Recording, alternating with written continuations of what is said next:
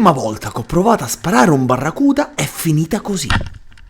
Sbagliato miseramente.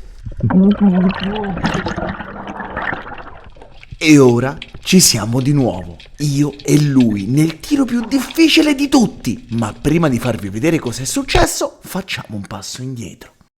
Perché io di solito sono abbastanza bravo a sparare i barracuda. Infatti, non so se vi ricordate questo tiro qui, nel buio dell'alba. Pom, preso perfettamente. O meglio, non so se vi ricordate questo tiro qui, con questo barracuda che non si faceva avvicinare in alcun modo. Pam! E neanche io ho capito come ho fatto a prenderlo. Eppure, quando mi trovo un grosso pesce fermo davanti a me, BAM! Lo sbaglio sempre. Ma com'è possibile? Però non è chiara una cosa, come sono finito a passare da questo paradiso circondato da migliaia di piccole boghe a questo inferno di mare mosso e torbido? E mentre riguardo questi clip mi accorgo di due cose. Uno, che questo sargo era grosso e non so perché non gli ho sparato. E due, che c'è un cormorano che sta cacciando proprio sopra la mia testa e che ho notato solamente ora che monto il video. Dovete sapere che nonostante io ami alla follia la pesca subacquea, purtroppo in Sardegna d'estate è molto pericoloso pescare. D'estate infatti vengono noleggiati centinaia di gommoni a cani e porci che non sanno neanche come è fatto un segnale da sub. E io sinceramente non ho proprio nessuna intenzione di essere tranciato dall'elica di un gommone. E così in tutta l'estate sono andato a pesca giusto un paio di volte. L'ultimo tuffo l'ho fatto in Corsica, su un fondale incredibile. E guardate questa meravigliosa ricciola, è piccola che mi è venuta incontro. Non gli ho sparato, ma comunque ho fatto un documentario bellissimo che poi vedrete fra qualche settimana. Ma alla fine in Sardegna non sono più tornato a pescare, proprio per evitare di essere calpestato, o meglio triturato da un gommone. Sì, ma tutto questo che c'entra col barracuda iniziale? E soprattutto che c'entra con la paura di sbagliare quel barracuda? C'entra e come? Dovete sapere che io sono un appassionato di fucili subacquei e adoro quelli artigianali. Ne ho 5 e per ogni pescata ne ho usato uno diverso. Questo è il Corallo di Sub Elite, un fucile da cecchino. Bam! Poi c'è lui, il Sea Shuttle 75, piccolo ma potentissimo. Boom! Poi c'è lui, un fucile da 80 cm, semplice e delicato, ma molto preciso. Poi ovviamente c'è il mega cannone da 105, con cui sbaglio i pesci più semplici, perché quelli grandi non sono ancora riuscito a intercettarli. E poi c'è lui, il fucile del maestro, il fucile a cui sono più legato di tutti, perché me l'ha proprio dato il maestro con le sue mani. E chi va a pesca subacquea sa di cosa parlo. Ma allora perché la paura di sbagliare? Dovete sapere che in realtà bisognerebbe pescare con pochi fucili, perché ogni fucile ha un'impugnatura differente, un assetto diverso, un modo di mirare diverso e quindi cambiando fucile ad ogni pescata il rischio di sbagliare è enorme. Ma io purtroppo ho questo difetto e sono anche testardo e quindi dopo mesi che non lo usavo ho ripreso in mano il fucile del maestro. E oggi, in un mare particolarmente mosso e torbido, il fucile del maestro si è fatto sentire nel bene e nel male. E quindi, dopo mesi che non entravo in acqua con questo fucile, finalmente lo riprendo in mano. La sensazione è strana, la mano non riconosce quell'impugnatura e so già che faticherò a prendere la mira. L'acqua però è particolarmente torbida e io mica me l'aspettavo così. Il posto dove sono andato a pescare lo conosco molto bene, all'inizio è basso ma poi diventa profondo. Voglio però provare un attimino l'assetto e quando lo faccio provo anche a rimirare. Ovviamente sto mirando a pesci piccoli che non catturerò mai, ma lo faccio solo per riprendere l'occhio su questo fucile e vi consiglio di farlo anche a voi quando li cambiate. Comunque, del movimento c'è e questa situazione potrebbe non essere così male come sembrava all'inizio. Allora mi sposto in un fondale più fondo, ma guardate quanta corrente c'è. Vi assicuro che non è semplicissimo rimanere in pesca senza essere sballottolati da una parte all'altra. Mi giro intorno In queste condizioni non riesco a capire da dove potrebbe arrivare il pesce e quindi bisogna guardare a destra e poi a sinistra. Col mare così mosso, la cosa più intelligente è quella di fare degli aspetti, quindi fare cose semplici, perché il pesce verrà da noi. Sarà molto difficile infatti intercettare il pesce e muoversi bene in questo mare mosso e con questa corrente. Purtroppo in queste condizioni è molto difficile rilassarsi in superficie e soprattutto prendere aria correttamente, quindi sono costretto a fare un sacco di apnee consecutive, che non è proprio ideale. Questa è una roccia che conosco e che mi ha dato tante soddisfazioni. Mi aspetto sempre di veder spuntare una spigola, ma ormai in Sardegna le spigole non si vedono più, se non in alcuni punti, quindi spero in un altro pesce. Le castagnole ci sono, ma sono abbastanza tranquille, sebbene formino dei piccoli gruppetti. Potrebbe magari esserci qualche altro predatore che io non ho visto. Si avvicina da lontano invece un bel pesce pappagallo, maschio. Vi ho già spiegato in alcuni video che questi pesci sono buonissimi da mangiare e a me piace moltissimo pescarli. Anche se mi aspetto sempre che arrivi qualcosa di grande, per questo mi guardo a destra e a sinistra. Poi, senza più fiato, decido di sparare. Ma l'ho mancato clamorosamente, rovinando anche la punta dell'asta. Ricarico allora frettolosamente il fucile, con la sensazione che qualcosa di grosso sta per passare. Non so perché, ma ho questa sensazione. Eppure, le castagnole sono tranquille nell'acqua. Boh, magari mi sbaglio. Quindi col mare che mi sbatte da una parte all'altra, carico prima il primo elastico e poi anche il secondo. Il fucile è pronto, non resta che riprovare a immergermi, vediamo se passerà qualcosa di grande. Visto che conosco molto bene questa roccia, mi immergo, radendo piano piano tutte le spaccature. Potrei trovare un grosso sarago che sta mangiando sulla parete, oppure un predatore che sta cacciando nella schiuma. Questo di solito è l'attacco vincente, ma non in questo periodo. E allora niente, devo cambiare tattica. Prendo così di nuovo aria in superficie e poi di nuovo giù, stavolta per fare un normalissimo aspetto. Cercando di muovermi lentamente senza fare rumore, mi appoggio su questo sasso ed è subito la tattica vincente. Un grosso pesce pappagallo si avvicina. Nonostante abbia tirato da abbastanza lontano, il pesce è finito perfettamente in sagola e non potrà scappare. È il pesce pappagallo più grande che io abbia preso.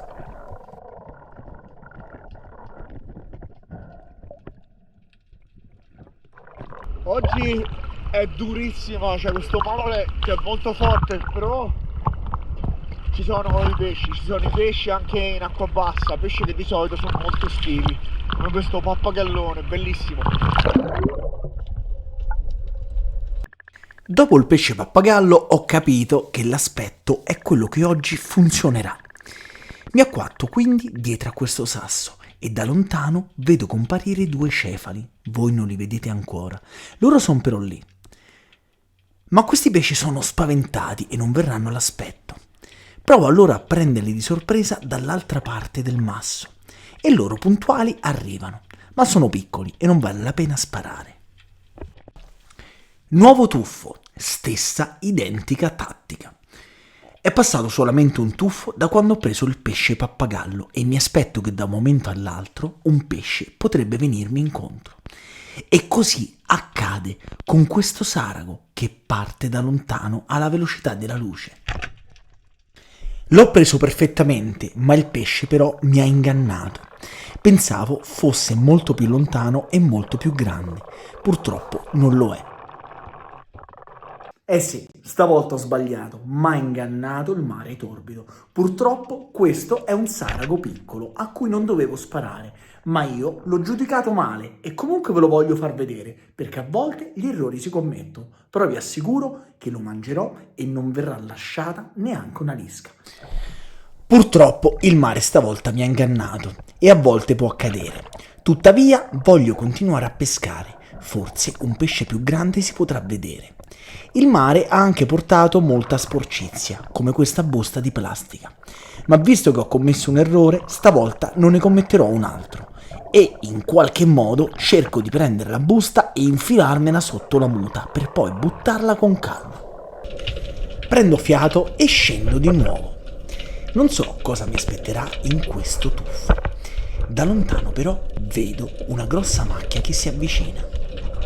Purtroppo non si vede bene, ma sono due pesci. Uno è un grosso sarago di più di 1 chilo e l'altra è un'orata piccolina. Aspetto il sarago, l'orata arriva a tiro, ma la giudico piccola e stavolta non commetterò l'errore di prima. La lascio andare. Peccato per il sarago, forse in un secondo avrei potuto sparare.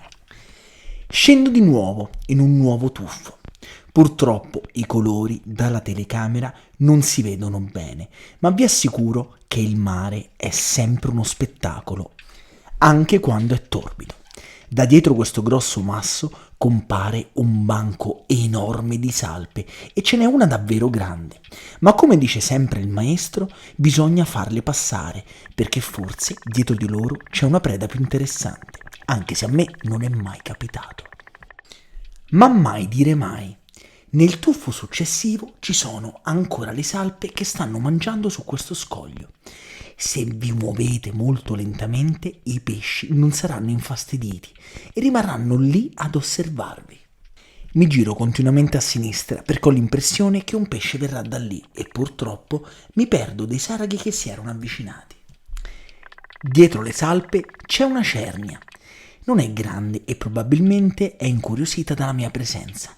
E alla sinistra si vedono in lontananza dei grossi saraghi. Giro dietro al masso e lui è lì, che non avanza né retrocede, ma provo comunque a fare un tiro, il tiro della disperazione. E devo dire che questo tiro della disperazione in realtà è stato un tiro perfetto e il pesce l'ho preso perfettamente. Come avevo detto all'inizio, grandi delusioni, ma anche grandissime gioie con questo fucile. Questo fucile è incredibile, davvero spara bene, mamma mia, questo sarago è stato difficile perché loro sono venuti dietro le salpone, oggi i pesci arrivano vicini ma in una frazione di secondi, quindi sono riuscito a girare e lui si è avvicinato, poi è rimasto lontano, boom! Preso in pieno. Che fucile, ragazzi. Ma prima di ricaricare il fucile mi accorgo che quella maledetta busta si è tolta dalla muta e quindi prima di lasciarla andare via me la rimetto dentro, sperando che stavolta non scappi. E ricordate, in mare ogni buona azione porta ad un'altra buona azione, ma non solo in mare, anche sulla terra. Scendo per un nuovo aspetto. Sta diventando buio e purtroppo la visibilità si è ridotta di molto. Mi giro a sinistra, mi giro a destra, con il timore che qualcosa possa arrivare alle mie spalle e io non riesca ad accorgermene, soprattutto oggi, dove i pesci stanno venendo all'improvviso e bisogna muoversi in fretta per scandagliare tutto intorno. Guardate bene, a destra non c'è nulla. Mi giro a sinistra, non passano che 3 secondi e appena mi rigiro il barracuda è là. Questo è in assoluto il tiro più difficile di tutti, dal basso verso l'alto, e mi vengono in mente tutti i tiri precedenti.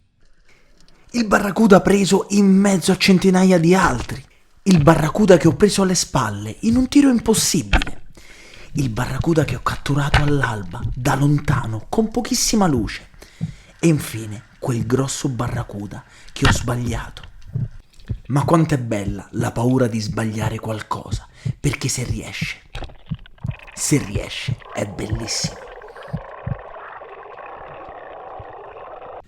Il tiro stavolta non l'ho sbagliato e il barracuda è morto sul colpo, senza soffrire neanche un secondo. E questo me lo mangerò con tutta la gioia del mondo. Questo barracuda veramente l'ho preso in maniera perfetta dal basso verso l'alto, è anche molto difficile e lo sono trovato così all'improvviso e ho tirato. Ormai sta facendo tramonto, e uno di tornare perché poi devo fare molta strada, però mi sono divertito. Mare così è fantastico. Faccio un ultimo tuffo con l'intento di illuminare con la torcia qualche tana per farvi vedere delle corvine senza sparare. Tuttavia mi accorgo che il fascio si vede benissimo. Questo vuol dire che ormai sta facendo rapidamente buio. Purtroppo l'estate è finita, sono finiti i gommoni, ma anche le giornate hanno cominciato ad accorciarsi e i raggi del sole sono sempre più deboli. Il tramonto avviene in fretta e l'acqua diventa presto buia. Le corvine purtroppo non ci sono, mi sarebbe piaciuto farvele vedere, ma forse ve le mostrerò un'altra volta. Ora mi voglio affrettare a tornarmene a casa, soprattutto perché c'è il barracuda pronto da cucinare. Eccoci qua direttamente dal mare mosso che mi stava anche un po' preoccupando, però sono riuscito a uscire vivo e vegeto e vi presento il signor Gigi la Bestia. Un pesce buonissimo, io l'ho già pulito e squamato a mare per evitare di fare il delirio dentro casa. Oh, ricetta buonissima, semplicissima. Allora, serve un barracuda, detto Gigi la Bestia, dopodiché servono un po' di patons.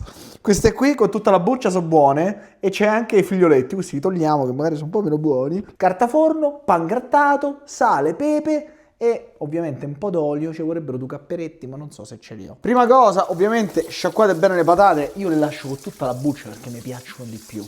Poi con la signora mandolina, che io non so usare, ma proveremo a usare così non mi trancio anche le altre dita, perché se non lo sapete io mi sono quasi amputato un dito, poi ve lo racconterò, ve l'ho anche raccontato in un video. Smandoliniamo, vai! No regà, fermi, ricominciamo, mi sono dimenticato la carta forno. E niente, allora, perché li tagliamo con la mandolina? Perché cuociono prima, altrimenti le patate ci mettono 100 miliardi di anni a cuocere.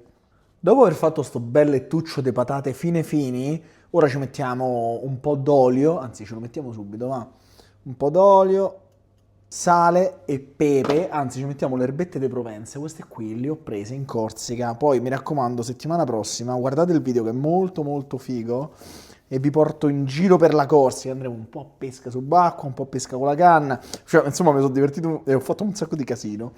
2 capperetti perché questi mi piacciono tanto. Olè. In realtà mia madre dice sempre che più di 7 capperi sono tossici. A me piacciono un sacco. È tipo un barattolino che dura 5 giorni. Ora la parte più importante, quella di sezionare il pesce. Pronti? Allora, il barracuda c'ha la fregatura che è lungo e quindi diciamo che non è facile farlo entrare in forno.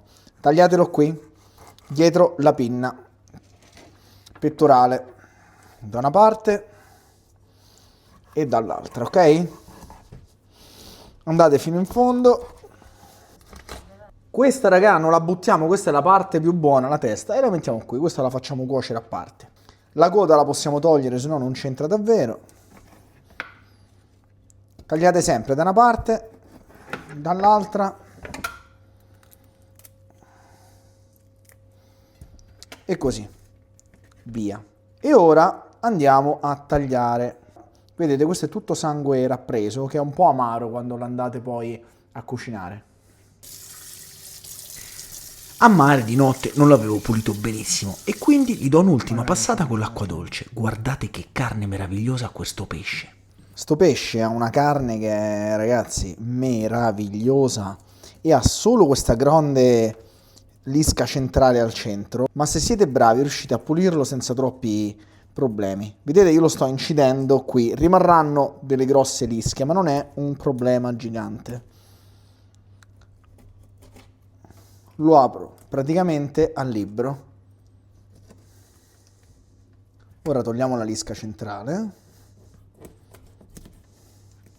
La cosa bella della pesca è che quando voi cucinate per il gusto anche di mangiarvi un pesce, cercherete veramente di recuperare ogni grammo di carne, perché sapete che comunque avete ucciso un animale e non dovrà essere morto per nulla, no? Qui non bisogna sprecare nulla, è fondamentale sta cosa, io lo dico sempre, è proprio il senso della pesca. Guardate qua, perfetta. Con questa ci potreste fare pure un brodino di pesce, viene bene. Perché questo era un pesce di circa un chiletto e mezzo. Non lo so, non l'ho pesato. Guardate che filetto meraviglioso. Oh ragazzi, sarà un disastro a cucinare, però lo sfilettamento c'è. Visto che a me piace sgranocchiarmela e non piace buttare nulla, ci mettiamo anche questa. 2 erbette. Un po' di sale. O non fate come un amico mio che una volta ha fatto la crema col sale e il pesce con lo zucchero, perché ci siamo confusi i baratteri e abbiamo buttato una cena, poracci. Cioè io cercavo di mangiare, il pesce si poteva mangiare, ma, ma la crema non si poteva mangiare. Ecco qua, ora ci mettiamo pure due capperucci, che ci stanno sempre bene. Sul pesce, ragazzi, i capperi sono eccezionali. Oh, il pepe non ce l'abbiamo, ma fortunatamente abbiamo il pangrattato. Tocco finale, l'olio.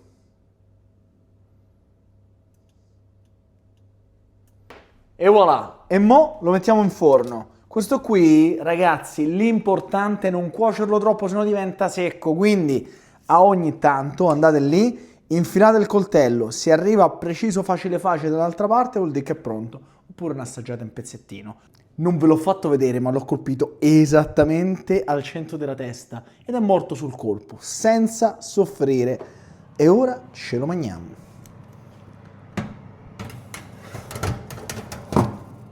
Ci vediamo fra 20 minuti.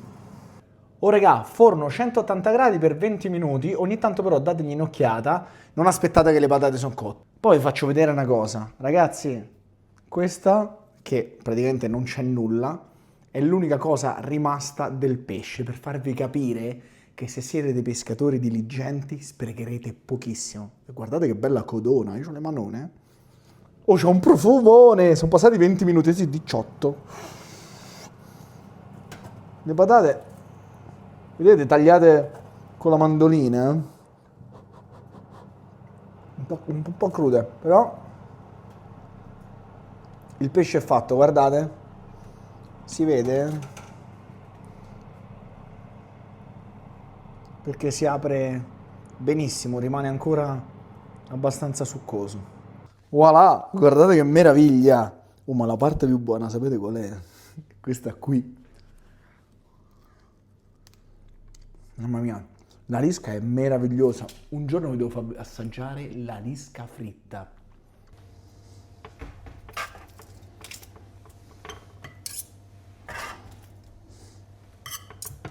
Andiamo di patate prima. Buonissime, ma il pesce deve essere spaziale. Guardate che il barracuda è un pesce eccezionale. È buonissimo.